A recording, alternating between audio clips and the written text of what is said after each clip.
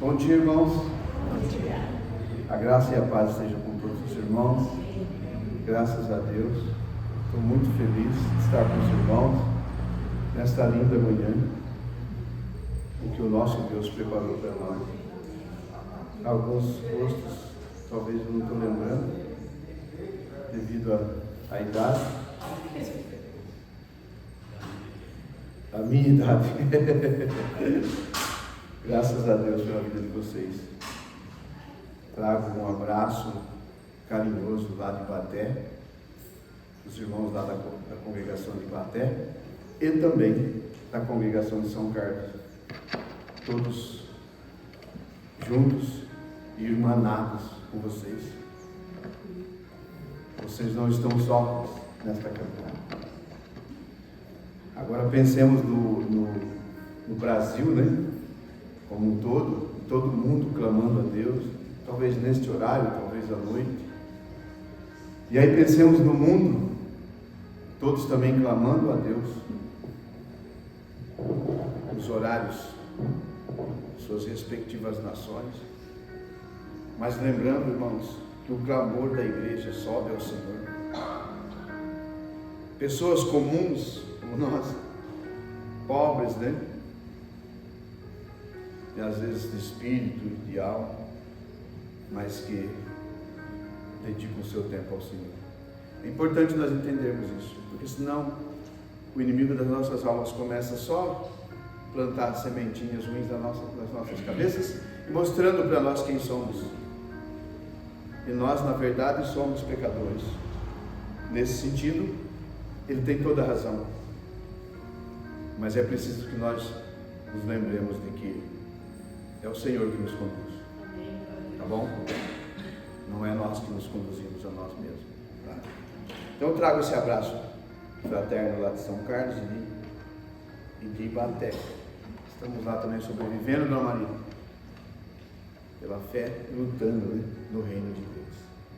Porque nós somos chamados para isso. Eu vou baixar aqui o som, porque vai que toca, né, irmãos? Pronto. Irmãos, nós estamos então deveras felizes por saber que os irmãos estão empenhados aqui também. Nós ficamos felizes ontem pela comunhão na festa do pastel. Parabenizo aí os irmãos empenhados todos.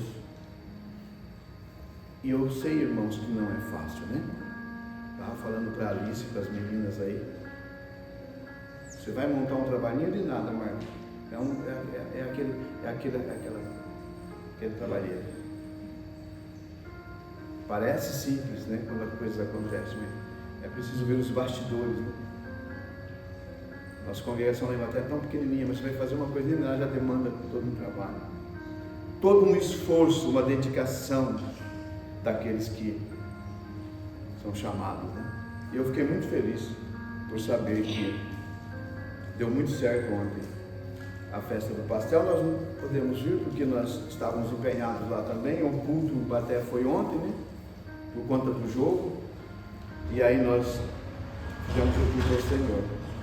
Aí depois os irmãos, né, viram bastante pessoas.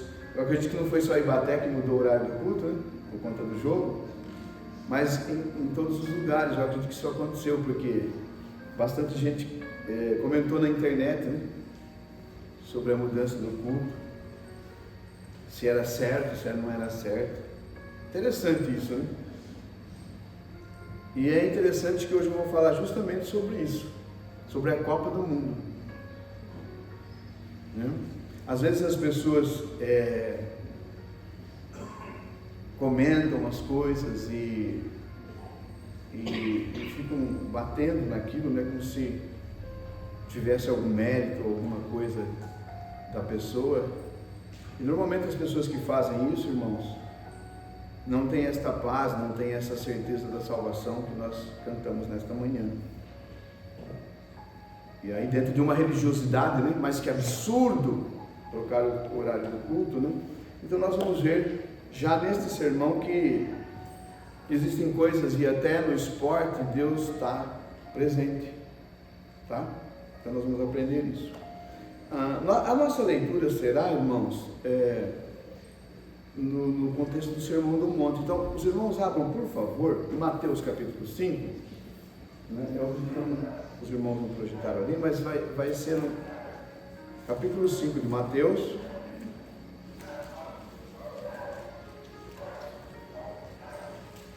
E no versículo 9, tá? Olha que legal.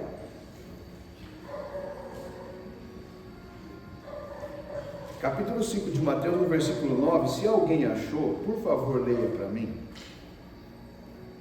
Bem-aventurados os pacificadores, Opa. que serão chamados filhos de Deus. Olha que legal, de novo, Cris, por favor. Bem-aventurados os pacificadores, porque serão chamados filhos de Deus. Muito obrigado, Cris. Senhor, nos dá, Senhor, a tua paz nesta manhã. Nós já oramos, nós já cantamos e agora fizemos a leitura da tua palavra. Nos conduza, Senhor, nesse instante de reflexão, para que nós possamos nos edificar através da tua palavra. Amém. Nós te suplicamos em nome de Jesus. Amém. Irmãos, nós estamos aqui no âmbito do Sermão do Monte, como eu já referi, que vai do capítulo 5 ao capítulo 7 de Mateus. E é interessante que esse discurso do Senhor Jesus vem, de alguma maneira, instruir os filhos de Deus e os seus discípulos a postura de um filho de Deus e o seu comportamento, né? Como nós devemos proceder neste mundo. Então Jesus estava ministrando naquele monte, e não por acaso, uma vez que Moisés recebeu também de Deus as leis no monte, e Jesus, como um tipo de Moisés, começa também o seu ministério ensinando a partir de um monte. Interessante isso. E esse ensinamento que ele traz é contrário ao que ocorria na época, naquele contexto religioso dos fariseus e saduceus, que se apegavam à religião, irmãos, né, como uma filosofia de vida, não como uma coisa interior, não como uma adoração verdadeira ao Senhor, mas como uma fachada, digamos assim, que Jesus vai criticar bastante aquela postura. E ele também vai contra aquela paz estabelecida pelo conquistador, a Pax Romana, pois que os judeus estavam sob domínio de Roma, e Roma prometia uma paz através das armas, e este era o contraponto que Jesus trazia naquele sermão, e dentro desse contexto que foi lido nesta manhã. E o contraponto, irmãos, é tão absurdo ao olhar da criatura humana, ao ponto de Jesus dizer, dentro desse mesmo contexto, bem-aventurados os que choram. Ora, se choram é porque não estão felizes. Vejam o contraponto, irmãos. Se alguém chora é porque não está feliz. Raramente se chora, né, de alegria, mas ele vai dizer bem-aventurados os que choram, porque a ênfase, irmãos, não está em quem chora, mas quem vai consolar quem chora. Perceberam? Há esse contraponto. Eu posso até chorar, mas eu tenho um Deus que vai me consolar. Então o contraponto é evidente entre o reino de Deus, irmãos, e o reino deste mundo. É isso que nós precisamos entender. Nós, por exemplo, não somos daqui. Nós não somos daqui. Moramos aqui, mas não pertencemos a este lugar. Estamos somente de passagem. Daqui a pouco nós vamos embora, irmãos, deste mundo. E fique aí este mundo, esse torrão ao léu, porque nós não somos daqui. A nossa pátria não é aqui. E é interessante que Jesus traz esse discurso que foi lido pela Cris, bem-aventurados os pacificadores, mas eles não querem ouvir isso. Viu, Marcos? Eles não querem ouvir isso. Eles querem ouvir, mas Jesus vem com esse discurso de paz. Nós queremos as armas, nós queremos ir para cima dos romanos, porque nós estamos sobre suas botas. Quem é que quer ouvir falar de paz, Jesus? Nós queremos é lutar e enfrentar Roma. Perceberam, irmãos, o contraponto? A loucura do Evangelho. Mas Cristo quer a paz. Bem-aventurados os pacificadores.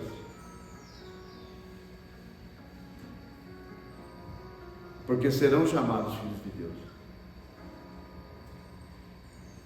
E eu me lembro que na abertura do culto do último domingo lá em Baté, irmãos,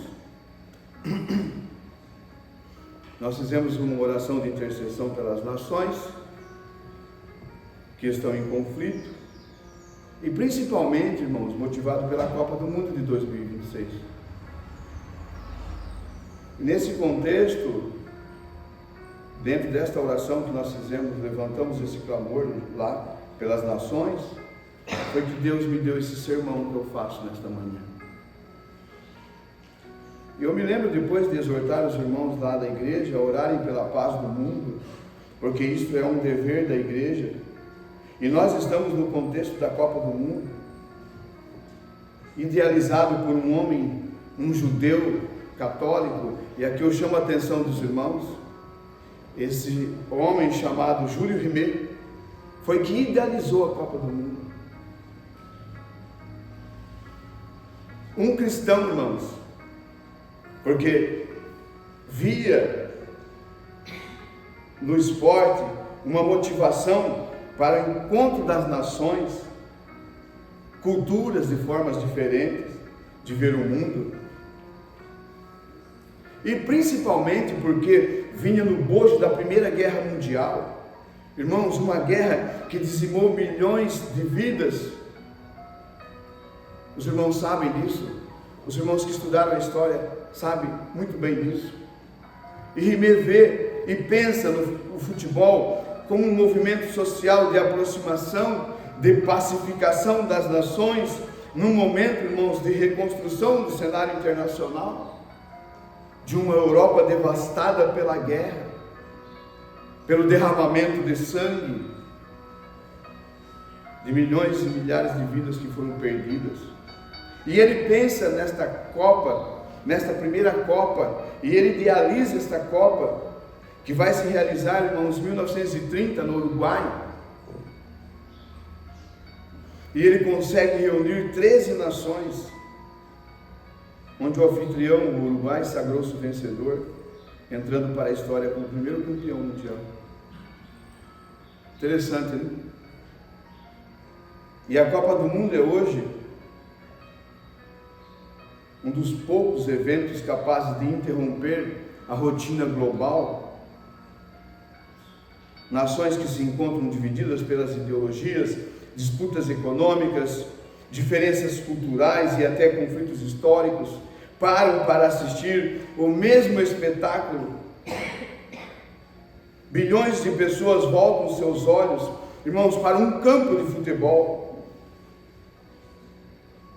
Interessante que eu vi na semana passada, no jornal Hoje, alguns projetos que são feitos nas periferias, onde o futebol ou outros esportes formam a conexão em lugares que não existe nem saneamento básico, onde a pobreza é extrema e o uso de drogas se impõe.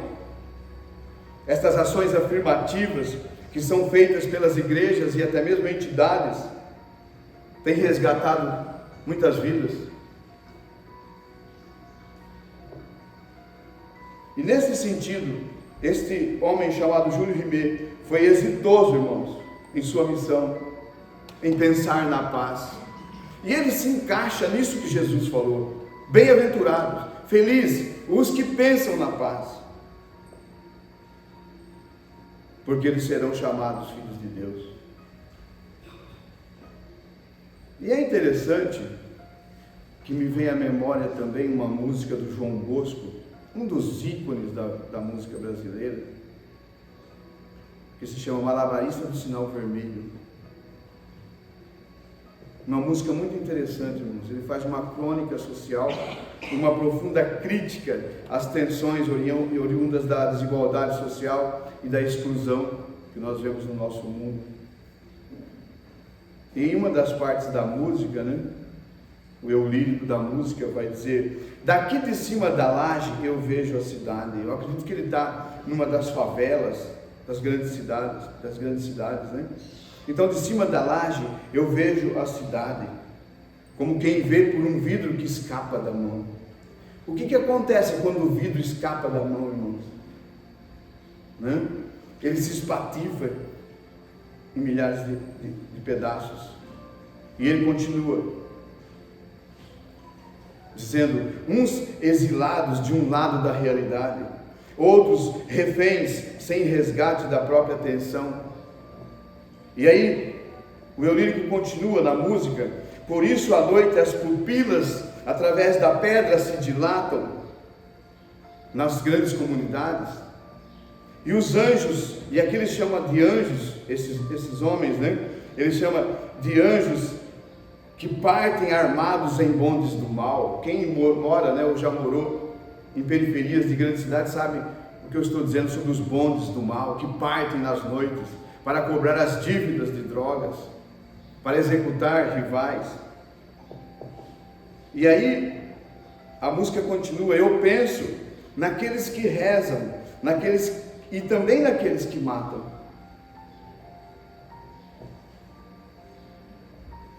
E aí ele fala dos malabaristas do sinal vermelho, daqueles que no sinal tentam fazer alguma coisa para chamar atenção e até mesmo para ganhar, irmãos, alguns trocados. E ele diz: eu penso nesses homens e mulheres malabaristas do sinal vermelho, que nos vidros fechados dos carros vão descobrir quem eles são. E eu quantas vezes, queridos irmãos, já não fechei o vidro do meu carro no sinal, para sequer ter contato com aquelas pessoas. Então eles descobrem quem são quando você fecha o vidro, né? Para não querer sequer dar alguma atenção para eles. E aí o lírico da música continua dizendo: e os justiceiros reclamam o seu quinhão, e outros pagam com a vida a sua porção. E aí ele vai fechar dizendo que todos estão excluídos na grande cidade, tanto os que fecham os vidros, como aqueles que querem se apresentar de alguma maneira. Todos são excluídos, porque se eu fecho o vidro do carro, não dou atenção para aquelas pessoas, de alguma maneira eu sou um excluído também. E é interessante, como eu já referi, Jesus está num monte, né?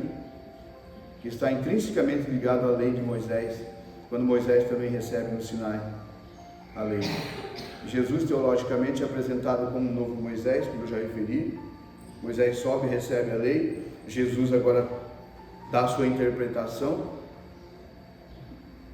né, definitiva de como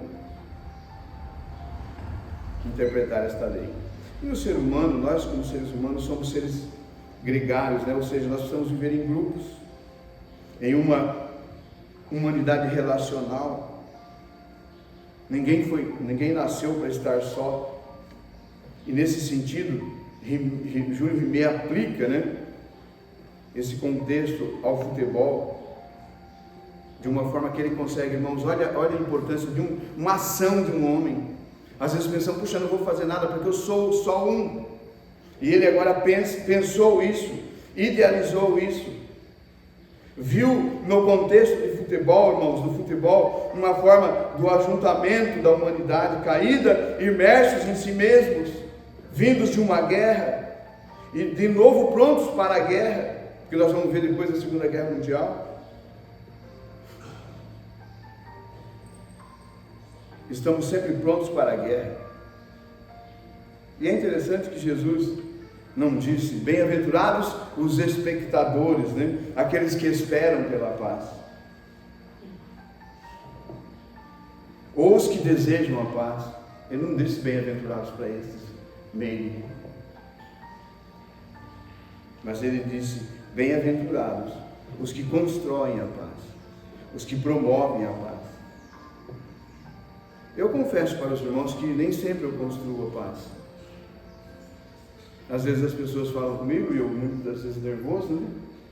Dá uma resposta atravessada, Depois eu reflito e penso, eu preciso ser um pacificador. Eu fui chamado a ser um pacificador. Eu preciso construir a paz. Às vezes no âmbito do lar, irmãos. Às vezes a dona Sônia fala alguma coisa para mim e eu estou com a cabeça em tantas coisas e dou aquela resposta atravessada, né? Então, é preciso, através das ações positivas, a igreja que se acha nesse contexto desta missão, fazer valer as palavras de Jesus. E aí vem essa pergunta: nós estamos promovendo esta paz? E aí eu volto naquele contexto das críticas sobre o culto, né, o ser mudado, e às vezes a pessoa nem sabe disso. Que um homem conseguiu, e agora de maneira global, irmãos, reuniu 13 nações naquele tempo que não havia os aviões, né? E as viagens eram mais difíceis, ou até havia, mas era mais difícil naquele tempo. E ele consegue, irmãos. E hoje nós vemos 180, 200 nações no início das eliminatórias, né? E ele depois vai filtrando, é claro, cada um na sua classificação. Mas ele, Júlio Rimet, foi exitoso no seu propósito. E agora, para tudo, até os frontes de batalha, né? Eu acredito que ficam assistindo os jogos, promovendo, irmãos, uma paz, promovendo maior integração entre os povos. Que homem, né? Esse Júlio Rimet. Bem-aventurado, irmãos, os pacificadores, os que promovem a paz. Ah, se nós levarmos uma fechada no trânsito, né? Hein, meio sangue espanhol. Eu sou do norte, sou nortista.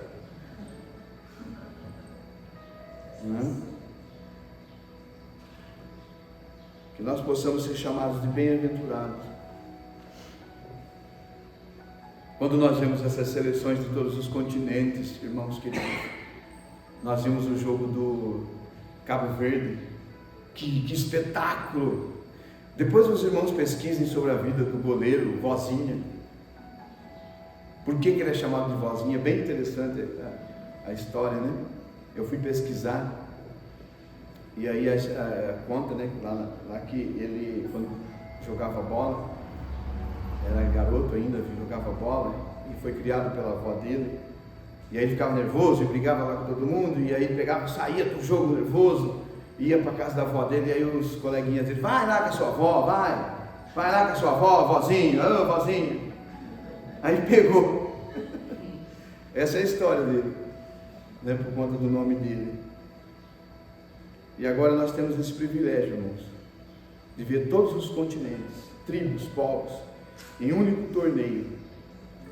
E aí podemos enxergar num vislumbre, né, do agora e o ainda não, do que a humanidade poderia ser em paz, né? Já pensou se houvesse a paz, irmãos, e cessassem as guerras? Diversas nações, diversas culturas, agora reunidas por conta de um homem. E esta é uma verdade paradoxal que é revelada na Copa. Somos diferentes, é verdade. Competimos entre nós, mas pertencemos à mesma família. A sociologia vai chamar isso de identidade coletiva. A Escritura vai chamar isso de imagem e semelhança de Deus. Louvado seja Deus. Porque todos os homens foram criados, né? A sua imagem e a sua semelhança. E a igreja precisa também, irmãos, ser uma promotora da paz. É certo, né, que, como eu já referi, algum conflito pode surgir entre nós. Isso é verdade. Mas não deve ser aquilo que norteia o nosso caminho. Muitas pessoas sem perdão para dar. Irmão, sofre quem retém o perdão, viu? Aquele que retém o perdão é que sofre. Ele toma do próprio veneno. É muito mais fácil liberar o perdão. Viu? Mesmo estando certos, Paulo vai dizer isso, sofre o dano. Mas eu estou certo, sofre o dano. Pega o dano para si e resolve isso daí. A paz, bem-aventurados. Precisamos então seguir esse mandamento de Jesus, que foi dado no monte, e nos tornarmos agentes desta paz que o mundo tanto precisa. Tá? Então que Deus abençoe-nos, né, seu Silas? Assista sim o jogo, torça pela sua seleção, não tenha medo. Não. Quando os irmãos falaram para mim lá em Baté, o jogo vai ser tal hora, eu falei, não tem problema, a gente muda o horário do culto. Problema nenhum. Não tem problema nenhum. Porque a verdadeira adoração, irmãos, não se dá no culto somente, especificamente, mas no day by day, no dia a dia, no lar, no trânsito, em todos os lugares, onde nós somos agentes da paz. É interessante que as pessoas que criticam isso, né? Eu vi um pastor comentando sobre isso, que alguém tinha criticado ele, porque ele tinha mudado o horário do culto, por conta do jogo, não sei o que, não sei o que, não sei o que. E aí, alguém falou assim, puxa vida, pergunta para esse que está criticando o pastor, quantas almas ele batizou?